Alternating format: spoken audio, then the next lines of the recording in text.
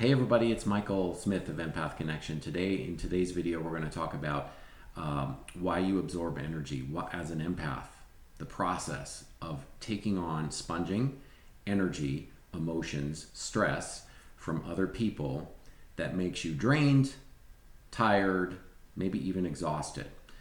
Why does that process occur, and how do you stop the process in its tracks? That's today's video. So you're going to want to watch all the way through, because I'm going to take you through step by step how you reverse the process of sponging energy from others that makes you tired. First of all, let's talk about the differences between someone who has sympathy for another person and an empath, which is what you likely are. Sympathy is not an active process. It's imagining that you're in somebody else's shoes. Empaths have what we call active empathy. You're otherwise known as what I call a divine activator, meaning that you as an empath, you know that there is no difference between you and another person. You literally feel, perceive the energy of the other person that you're around, or persons. You feel it in your own body and bodies. So we all have four primary bodies: mental, emotional, physical, and spiritual. There are many different types of empaths. What's common among all of us is that you have the ability to perceive on all four of those levels, and you perceive the energy in your physical vessel and in your energy body, your aura, your energy field.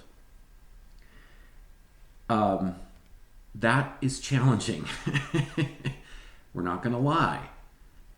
I know this process very well, of feeling dirty when you walk through crowds, or feeling sludgy or slimy when you're around another person. Early on in your development as an empath, that's likely going to be your predominant experience. Why? So let's answer that question. Why does that process happen? It's part of your soul contract. You're a divine activator. You're a healer, a transmuter of energy. You're here to clean up the dirty vibes, basically, for lack of a better word. So that's what you told the divine. Hey, I'll go to Earth at a really important time in human history when there's a lot of dissonance, confusion, lower vibes, when there's a split between the shadow and the light. I'm going to go to Earth, and I'm going to help raise the vibration of the planet. If you did nothing, your presence, your divinity, your soul in a human body would raise the vibration of the planet alone. And it's doing that. However, there is a cost involved, and that's what you perceive as the draining, the exhaustion, the tiredness. There's a cost involved if you aren't keeping your vibration as high as it could be. And the most profound way to do that is by connecting in spiritual community with other empaths.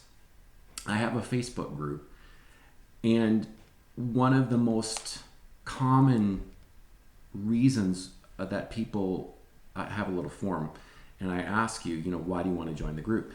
And 70% say, I want to be in community with other empaths.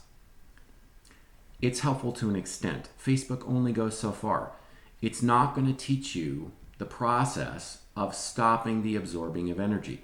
And so let's talk about that now. How do you stop the absorbing of energy, or otherwise known as protecting your energy? The more that you commit to community and spiritual community and raising your vibration through simply being around other empaths or other holders of light, because that's what empaths are, and doing that in an intentional manner with intention, and some people might call that prayer, that alone will help solve over time 80% of the issues that you have with absorbing, sponging pain and stress. The light is your armor against the shadow and the darkness. There's just no other way around it. And the only way, well, not the only way, maybe the only way, who knows, one of the most effective ways to raise your vibration and bring in more light is through community. So that's why I have the Empath Academy program that we do a couple times a year. It's a 5-week fast track intensive where we bring all of your people that vibe on your frequency together, and we discuss 2 things. Number 1, I take you through the process step by step of reversing the absorbing, of sponging, of draining energy. Number 2, we amplify your intuitive gifts, your clairvoyance, those 2 things. That's the Empath Academy. So it's important whether if you want, which I know you do, to halt this process that's been hurting you and draining you, to get together and commit to invoking your light and your divinity, which is your armor, as a divine activator. If you don't do that, you're going to very likely suffer over the coming years. If you do commit to bringing in your divine self, your authentic divine blueprint, I call it, you won't suffer. You won't be harmed. You won't hurt. And you won't be challenged by anyone else's energy. How do I know this? Because I've gone through this process. 20 years ago, I was a wreck, a mess. I was continually cleaning and dusting myself off, and wondering when this process is ever going to end.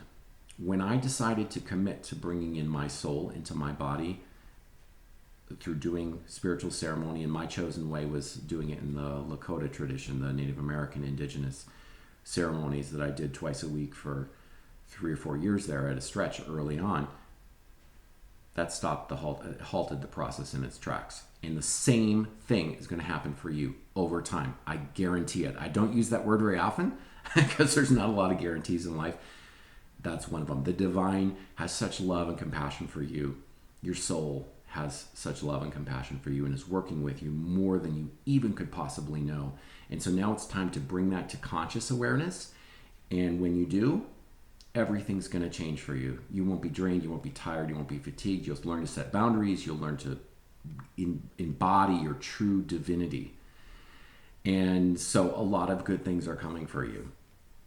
So Empath Academy, Empath Sanctuary membership program, not quite as fast track. I look forward to working with you and exploring more with you on how you can embody your true self. Lots of love. Take care.